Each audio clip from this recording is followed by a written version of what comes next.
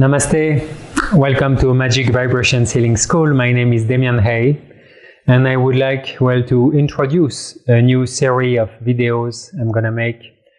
And each video will approach a specific kind of wounding, specific kind of pattern, dynamic. And we will explore together, what it is exactly, the dynamics of it, and the root causes and the archetypes that are related to it. And as well, of course, some clues about how we can heal or transform this pattern.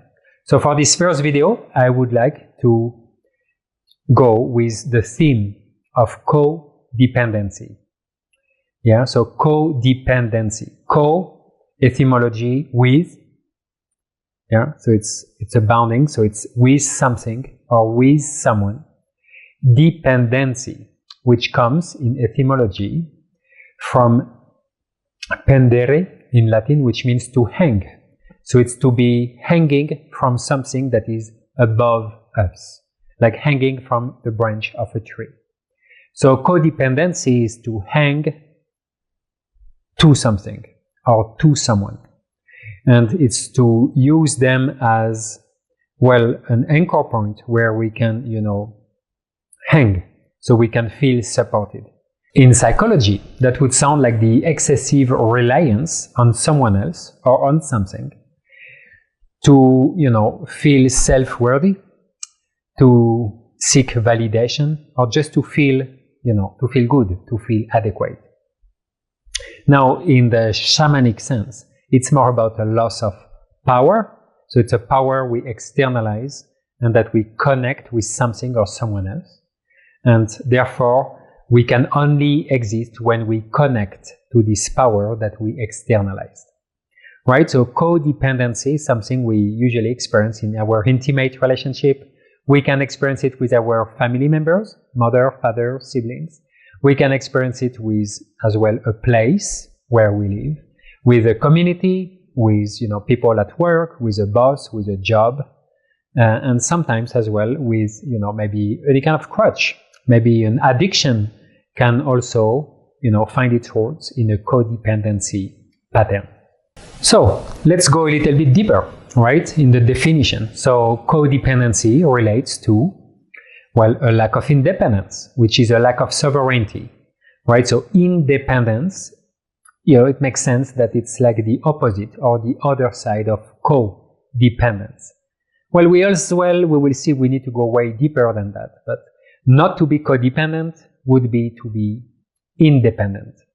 Yeah, and then the higher octave of independence would be interdependence, which, is not only to feel that we are enough, that we don't need anyone, it's to already acknowledge the interrelatedness that we have with the entire web of life. So it's to really understand the ecology of life.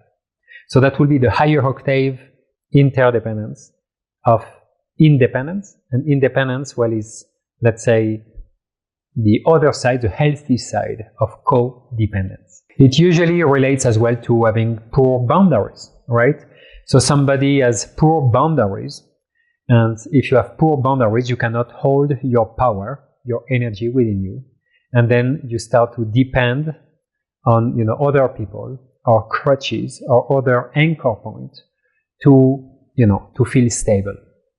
So you can see it as a root cause or as a consequence. It doesn't really matter, but poor boundaries are usually connected to codependency. And as well as the theme of control, right? To be controlled by others or to control others. So control can express itself through coercion, which is the overt aspect. So it's displayed, it's not hidden. And the covert aspect of control would be any form of manipulation, right? So if you're codependent, so it means you need another person to be your anchor point, to feel good, to feel stable, to feel worthy, to feel validated. They have a potential control on you. And as well, you will try to manipulate them so that they stay in your field. So it somehow brings the feeling of not wanting to let them go, Because if we let them go, we let go of the branch we're hanging on. So we are letting go of our anchor point, and that feels scary. It feels unsafe. So there's a whole dynamic of control, coercion, manipulation that comes with codependency. Codependency is as well while neglecting our own needs, right? So many times we are codependent with someone and we actually take care of their needs first, and we neglect our own needs. Yeah, so that will be more like a rescuer pattern, right? So I try to rescue someone. I want to be nice with them because I want them to stay in my field. I don't want them to go away from me because I depend on them. Therefore, I please them and I'm sure that their needs are met. And even I have this maybe power dynamic where their needs can only be met or covered by me. Therefore, they are as much codependent from me that I am codependent from them. And the consequence is that as we don't take care of our own needs, well, we have this power dynamic. So we need the others to have our needs met. Overall, the dynamic of codependency can be seen in two aspects. Either it's objectifying. Yes, objectifying will bring this control aspect, which is manipulation and coercion. Or it as well can express itself through a more like a deifying aspect. Yeah, like to deifying like a deity, yeah, to worship something or to compete, right? So if something we really admire, some people, a person that we truly admire and we're even jealous or we are envious of, well, either we will compete with it, which is the covert expression.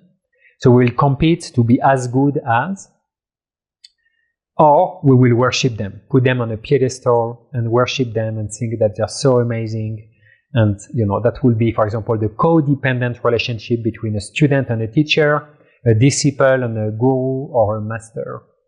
And, people you put on a pedestal. If you don't put them on a pedestal and you see them more as something to be competed with, well, it's as well a form of codependency. So we end up with the 4 quadrants, right, of truly avoiding the real wound that is hiding behind or underneath codependency. It's either coercion, manipulation, or competition and worshipping.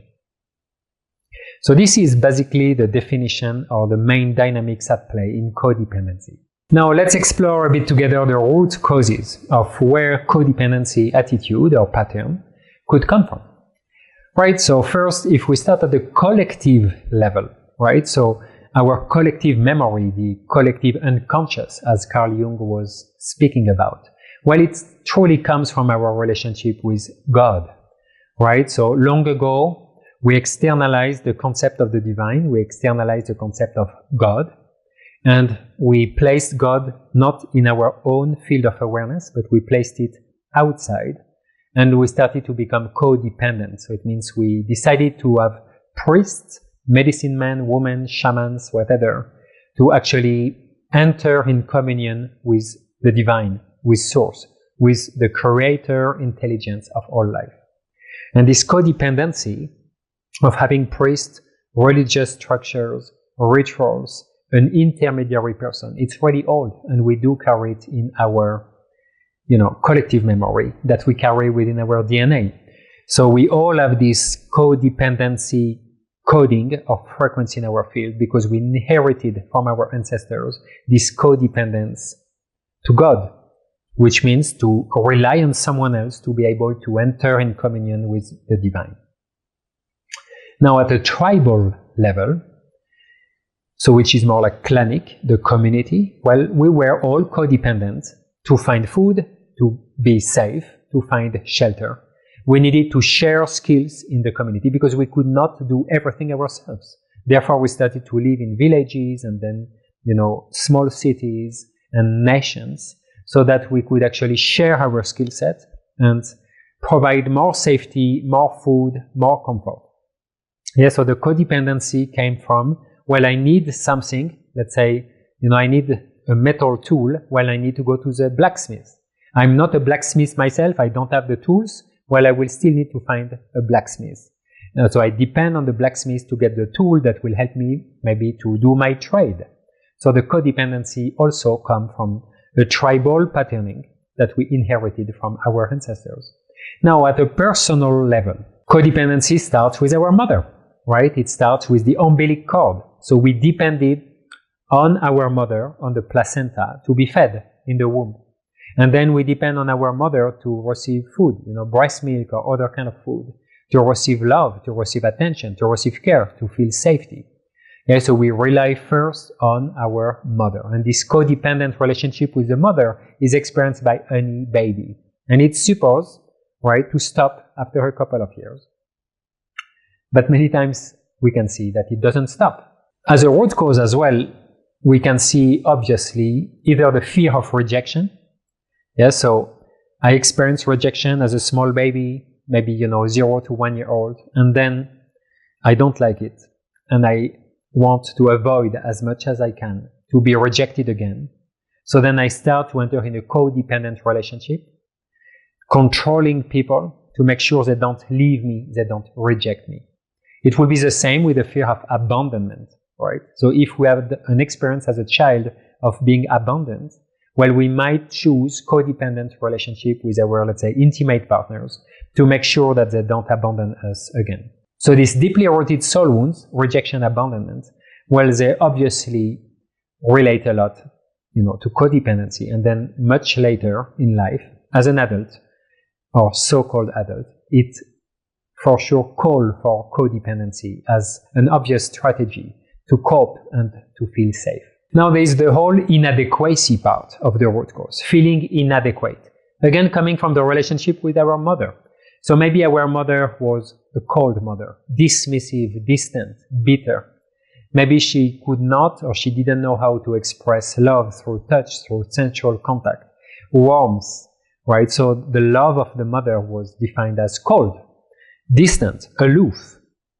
Well, this would somehow bring a challenge in our own boundaries, because the touch, the warmth of the love of a mother helps us define who we are not, and it helps us to ground in our body, so to be more embodied, and it helps us to really feel, our physical, emotional, mental, and spiritual boundaries.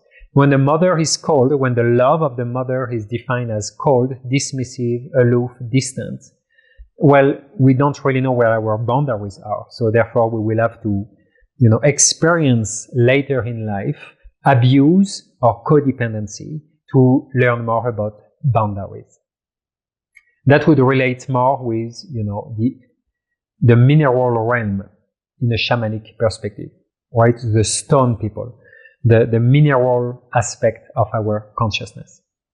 The other aspect of the mother that can trigger later codependency is the smothering aspect of the love of a mother in the first years. Smothering as suffocating, overprotective, over-controlling. The mother that doesn't let her child go, that doesn't allow her child to be who the child needs to be. So this over-controlling, over-protective aspect of the mother affects our ability to move freely in life, to move out of the nest of the parents. It connects with the animal aspect of our consciousness. And because we feel we cannot move, there's usually a lot of guilt trips. So the games playing of, if you leave me, I will be alone. So the mother transfers her own codependency patterning to the child, so maybe you, and therefore we carry this codependency from birth and we apply it to our, intimate relationship or to whatever relationships we have later in life. This smothering mother, well, it would create a situation where you end up in a codependent relationship, maybe with somebody abusive, and you cannot leave, you cannot quit, you feel trapped, right? You feel trapped because you inherited the being trapped feeling from your mother when she was smothering you. And there is something where you freeze, you feel that you cannot move, you're tight, you're locked up, and therefore you need to break through this patterning to find the courage to leave the abusive relationship. So codependency can be experienced as a jail, as a prison, as a form of entrapment. This all relates to the loss of what we call the dragon fight. The dragon fight is this, challenge we have with our mother in the womb and in the first years of life. So we don't really remember about it. We were too young, so it's unconscious. And the dragon fight is basically to claim our right to be who we are, whoever our mother is or whatever she wants from us. So if the mother transfers, her traumas, her needs, or she projects anything on the child in a way that it objectifies the child, well, there's already a deep form of codependency. So when we win the dragon fight, it means we can assert our individuality, our super ego from our mother. And when we lose the dragon fight, well, we are codependent with our mother. So there's all forms of guilt, of neediness that are expressed and that build up a codependent attitude towards life. And basically, one of the main root cause will be a low self-esteem or a lack of self-love, right? If you have enough self-esteem and self-love, you don't need a crutch, you don't need to rely on others to get validation.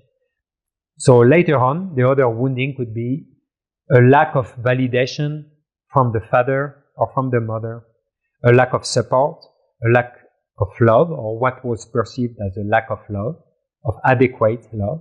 And therefore, we feel we always need external validation, and the codependent relationship will somehow bring this solution, the validation of our self-love, but it will come in a really toxic way. So these are some of the deeper root causes that we can see in codependent relationship. Now let's explore the archetypes that relate to it. So the masks we can carry, the roles we can play in a codependent relationship. So one of the first masks that comes is the martyr mask. Yeah, so to sacrifice yourself for the other, to sacrifice your own needs to meet the other people's needs. So that will be a mask that is the result of a codependent relationship. Another mask would be the caretaker or the caregiver archetype. So it's also the same dynamic. It's like, oh, I rescue you, I feed you, you need me to exist. So it's a form of objectifying the other, denying their own destiny, their own spirit, and believing that we have to mother them. We have to take care of them, and if we don't, then there will be, something drastic and dreadful that will occur. There will be maybe annihilation or death. It's believing that the other cannot exist without ourselves, without our own love. Another archetype would be the people pleaser. Yeah, so the people pleaser will please others, to seek validation, to avoid confrontation, to make sure we won't be abandoned, for example, or maybe we want to be rejected. So a role, a mask that says, well, if I please you, you love me. Completely codependent behavior. Another mask, the enabler. Yeah, so you enable people to. You give them permission slips to actually abuse you, right? So, or to abuse themselves in the case of an addiction, right? So codependency will bring this enabler mask as well, which allows people to destroy their life or the life of others. And yeah, but it's okay, and we justify them because we still need them in our field. We need them as an anchor point to exist, to feel safe. So we will justify and help them to justify their bad behaviors, their abusive behaviors. So we enable them to destroy and hurt, harm people, themselves included. And another mask I would like to speak about, well, it's the worshipper. It's when we put people on a pedestal. So the teacher, the master, the guru, yeah, and we worship them. So we give them a lot of power. And therefore it's a codependent relationship because the identity of the master, teacher, guru is only held by the people who believe, who transfer power towards them. So if you hold the worshipper mask, you allow someone to, feel amazing, to feel loved, but it doesn't come from their own relationship to source, from their own experience. It comes from you. Therefore, you maintain, through this mask, codependency. All right, so all these archetypes are like masks, roles we play that you can easily identify. If you identify them in your life, it means there is a form and a level of codependency in this relationship. Now let's speak a little bit more about solutions. What can I do if I acknowledge, assess a codependent relationship in my life with someone, with something, with sex, with money, with a substance, with my wife, with my husband, with my mother, with my children, whatever. What can I do? Well, there is this aspect of reclaiming power. Reclaiming power is as well defined as soul retrieval, bringing back missing fragments of our soul that we externalize, that we move out of our center, or that through past traumas we dissociated from our core self, our core identity of self. How to heal? Well, it's about setting clear boundaries. It's about holding, maintaining clear boundaries with others. To have a safe container where you can hold, keep your power, and to also be really aware of when your power goes away, right? Or when your power is used by somebody to exist, to be validated. It depends which side of the codependent relationship you are. So to always assess where your power is and how it is used, so to have clear boundaries will help you to avoid or to assess the level of codependency in a relationship. Of course, any work to increase your self-love, your self-esteem, so self-care, all kind of affirmations, and trying to take care of your own needs, right?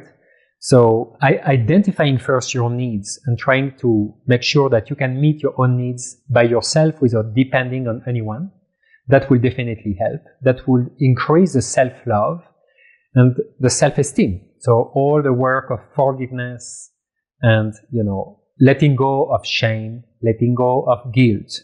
Well, this is a prerequisite to avoid codependent relationship. And of course, we can go way deeper in this, but, heal shame, guilt, and somehow meeting our own needs. This is bringing us towards independence and sovereignty. Therefore, it heals codependency. Another aspect that you might want to explore if you feel really trapped in a codependent relationship, well, it's shape-shifting. Shape-shifting, it's to connect with your animal essence, and it's to allow this animal instinct to move your body freely so that you can go out of the trap that you're experiencing. So to help you to initiate movement in a situation where you're fully stuck. It's the antidote to the smothering, over-controlling, overbearing mother. And therefore, you can set yourself free. So you can work with shape-shifting, which is to connect to an animal aspect of your consciousness and allow it to move through you. And allow it to move your body in a somatic way. And as well, to heal codependency is to start to see the divine source, God, within you, in your own center, so that you can nourish your own connection with God, with the divine, without depending on others, right? So no masters, no teachers. You can have, but not on a pedestal. You can get inspired by, you can learn from, but you don't depend on other people to access to your own divinity. So if you take care of all these aspects, right, most probably your codependent relationship will fade or transform themselves, and you will gather more power into your center, and you will feel more free, more sovereign, more independent, which, would be the great step to then go further into any kind of other healing aspects that you need to explore in your life at that moment. So that was the exploration of the wound of codependency, and I hope that it brought some insights to you. And, in other videos, we will explore other wounds and other, toxic dynamics and try to bring more depth into the weaving, the understanding about it. Thank you.